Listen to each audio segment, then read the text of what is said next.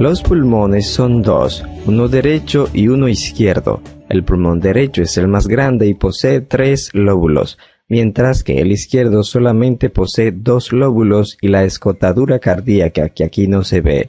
Estos están contenidos en la cavidad torácica, la cual está rodeada por la pared costal y por debajo por el músculo diafragma. Cada pulmón está rodeado por una serosa que es llamada pleura.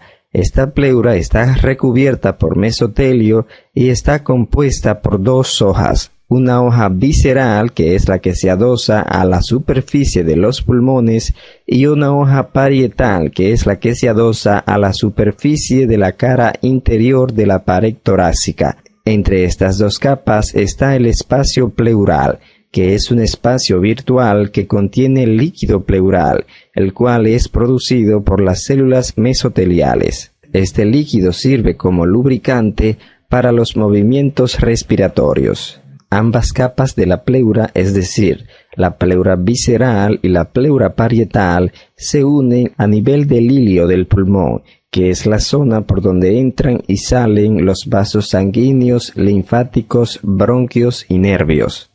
El árbol bronquial se inicia en la bifurcación de la tráquea. Aquí se originan los bronquios primarios o bronquios extrapulmonares. Estos bronquios siguen ramificándose dando varias ramas cada vez más pequeñas y con diámetros de luz más angostos que se distribuyen hacia toda la periferia del pulmón. El árbol bronquial va desde la bifurcación de la tráquea hasta los bronquiolos respiratorios. Estos son llamados bronquiolos respiratorios porque poseen alveolos, que son los lugares donde se hace el intercambio gaseoso. Las vías aéreas se dividen en una porción conductora y una porción respiratoria. La porción conductora se extiende desde las fosas nasales hasta los bronquiolos terminales. La porción respiratoria se extiende desde los bronquiolos respiratorios hasta los alveolos, ya que desde aquí hasta aquí se produce el intercambio gaseoso entre el aire y la sangre, por eso se le llama porción respiratoria. Mientras que el resto de las vías, es decir, las vías conductoras, tienen como función conducir el aire desde el exterior hasta la porción respiratoria. Cada bronquio principal da origen a los bronquios secundarios. Los bronquios secundarios son llamados también bronquios lobales, porque cada uno de ellos ventila un lóbulo pulmonar. Dentro de cada lóbulo, los bronquios secundarios dan origen a los bronquios terciarios. Los bronquios terciarios son llamados también bronquios segmentarios, porque cada uno de ellos ventila un segmento broncopulmonar. Cada pulmón tiene 10 segmentos broncopulmonares. Esto es muy importante saberlo para la aplicación clínica y quirúrgica. Los bronquiolos terciarios siguen ramificándose y luego de ramificarse de 9 a 12 veces dan origen a los bronquiolos, los cuales tienen un diámetro menor de 1 milímetro. Los bronquiolos siguen ramificándose hasta dar los bronquiolos terminales y estos últimos los bronquiolos respiratorios. El árbol bronquial se divide o bifurca por dicotomía, esto es que cada rama da 2 hijas y cada una de estas da 2 hijas a su vez y así sucesivamente. El árbol bronquial también se divide en bronquios extrapulmonares, que son los bronquios primarios, y bronquios intrapulmonares, que son a partir de los bronquios secundarios. Esto es porque los bronquios secundarios son lo que entran al parénquima pulmonar y los bronquios primarios están fuera de este. Cada bronquio va acompañado de una arteria, de una vena, de vasos linfáticos y de nervios. A medida que estos bronquios se van ramificando en tubos más delgados, también lo hacen estos elementos. En el árbol bronquial abundan las fibras musculares lisas, las cuales intervienen en la modificación del diámetro de la luz de este. También hay muchas fibras elásticas, las cuales permiten la distensión y contracción de los pulmones durante la inspiración y la expiración. Un detalle a tomar en cuenta aquí es que la arteria pulmonar lleva sangre desoxigenada, la cual pasa por los alveolos, se oxigena y es drenada por las venas pulmonares, las cuales llevan sangre oxigenada. Es decir, que la circulación pulmonar es contraria a la circulación sistémica. Los bronquios primarios o principales tienen la misma configuración que describimos en la tráquea, con la salvedad de que tienen su luz más angostas y sus paredes son más delgadas, pero tienen el cartílago en forma de C abierto hacia atrás y todos los demás componentes que encontramos en la tráquea. En esta fotografía vemos un corte de pulmón. Se ve el parénquima pulmonar. Todo esto que vemos aquí son alveolos y esto que vemos aquí son bronquiolos. Aquí vemos bronquios que son de mayor tamaño que los bronquiolos y vemos los vasos sanguíneos que van acompañando a los bronquios. Aquí podemos ver el cartílago que se encuentra en las paredes de este bronquio. Aquí vemos otro bronquio y está cortado cerca de su bifurcación, por eso vemos otro aquí. Todo el resto está ocupado por los alveolos. Los alveolos son cavidades aéreas y el pulmón es un órgano hueco, ya que está compuesto por millones de alveolos. Aquí tenemos un bronquio grande, que puede corresponder a un bronquio secundario o terciario. La luz de los bronquios intrapulmonales es regular y redonda. Aunque aquí no se ve regular, muy probablemente se deba a que durante la preparación se estropeó el bronquio. Los bronquios secundarios y terciarios tienen la misma configuración que los bronquios primarios, pero a diferencia de estos últimos, no poseen cartílago en forma de C, sino que tiene anillos de cartílago en forma irregular o láminas de cartílago en forma irregular, los cuales pueden abarcar la luz completamente. Por eso en este corte se ven varias láminas de cartílagos discontinuas, ya que son muy irregulares y por eso los cortes abarcan varias de ellas. El músculo liso pasa hacia adentro del cartílago, en la zona de unión entre la submucosa y la mucosa. Aquí se puede ver en la luz el epitelio pseudoestratificado cilíndrico ciliado, con células caliciformes.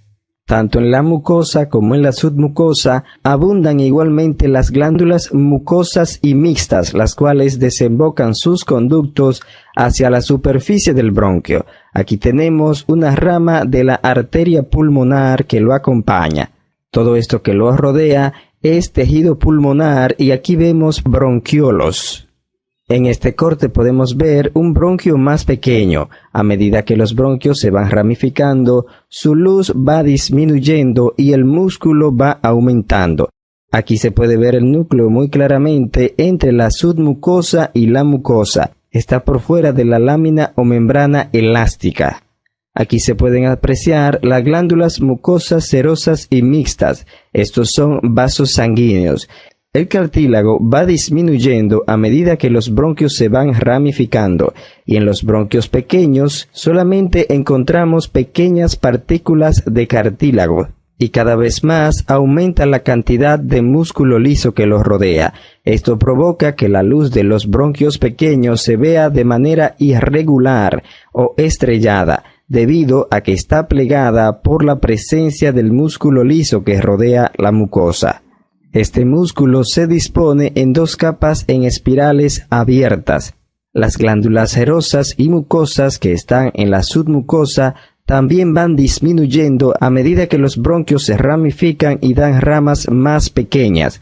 El epitelio que reviste la luz de estos bronquios también va disminuyendo de tamaño y las células mucosas van desapareciendo.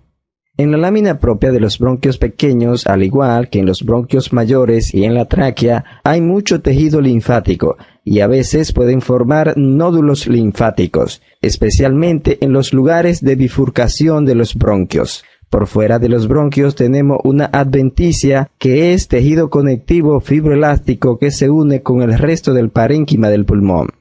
Cuando el diámetro de la luz de los bronquios es de 1 milímetro o menos, se originan los bronquiolos. Los bronquiolos se caracterizan porque tienen una luz muy estrecha y carecen de cartílago, de glándulas y de nódulos linfáticos. Estos están cubiertos por un epitelio que es pseudoestratificado bajo, con algunas células caliciformes en los bronquiolos más grandes, hasta un epitelio cilíndrico simple o cúbico simple en los bronquios más pequeños, en donde no hay células caliciformes y aparecen las células claras. También en los bronquiolos encontramos células en cepillo y células del sistema neuroendocrino difuso. Como se puede apreciar aquí, el músculo liso en las paredes de los bronquiolos es muy abundante con relación al grosor de la misma. Aquí se pueden ver las células epiteliales que forman el epitelio del bronquiolo. Como se puede visualizar, es un epitelio más bajo que el epitelio que vimos en los bronquios. Por fuera la adventicia es muy delgada y se une con el parénquima pulmonar. Aquí tenemos los alveolos. Esto es un vaso sanguíneo, una arteria, que acompaña al bronquiolo. En estos cortes vemos un bronquiolo terminal. La pared de estos bronquiolos es más delgada y su luz es más estrecha. Aquí vemos los vasos que lo acompañan y este es el tejido pulmonar. Los bronquiolos terminales, que es donde termina la vía conductora, dan origen a los bronquiolos respiratorios. Sabemos que este es un bronquiolo respiratorio porque está interrumpido por estas estructuras que son los alveolos, donde se hace el intercambio gaseoso. Por eso son llamados bronquiolos respiratorios. Aquí tenemos dos fotografías de los bronquiolos. Este es un bronquiolo terminal y este es un bronquiolo respiratorio. Según algunos autores, en los bronquiolos el epitelio va desde un cilíndrico simple ciliado a un cúbico simple ciliado en su parte más distal. Pero como se puede apreciar aquí, en los bronquiolos se encuentra un epitelio pseudoestratificado ciliado sin células caliciformes, aunque mucho más bajo que el epitelio que encontramos en los bronquios.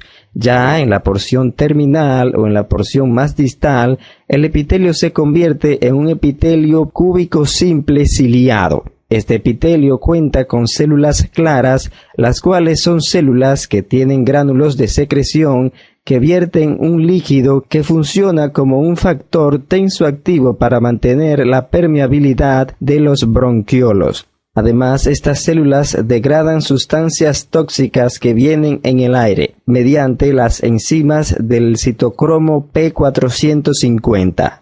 Por debajo del epitelio vemos el músculo liso y como se puede apreciar aquí no hay glándulas mucosas en su pared. No obstante, los cilios no desaparecen hasta este nivel para seguir limpiando y barriendo la luz de los bronquiolos. Según investigaciones, las células claras también tienen la capacidad de multiplicarse para regenerar el epitelio bronquial. Los bronquiolos terminales, que son la parte terminal de las vías conductoras, se ramifican para dar origen a los bronquiolos respiratorios.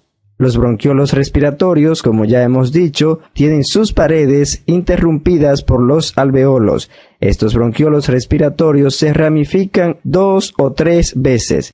Aquí podemos ver a mayor aumento la luz de un bronquiolo respiratorio. Este posee un epitelio cúbico simple, el cual se ve interrumpido por los alveolos. Por debajo del epitelio cúbico simple se ven células musculares lisas, las cuales intervienen en la regulación del diámetro de estos conductos. Los bronquiolos respiratorios se ramifican para dar origen a los conductos alveolares. Estos conductos alveolares no son más que conductos cuyas paredes están formadas por alineamiento de alveolos. Estos conductos se ramifican varias veces y dan origen a los atrios, que son los lugares donde desembocan los sacos alveolares. Estos sacos alveolares son cúmulos de alveolos que desembocan todo en una sola cavidad. En los atrios alveolares desemboca regularmente de 1 a 3 sacos alveolares. Esto que se ve aquí es el límite del pulmón, que está representado por la pleura.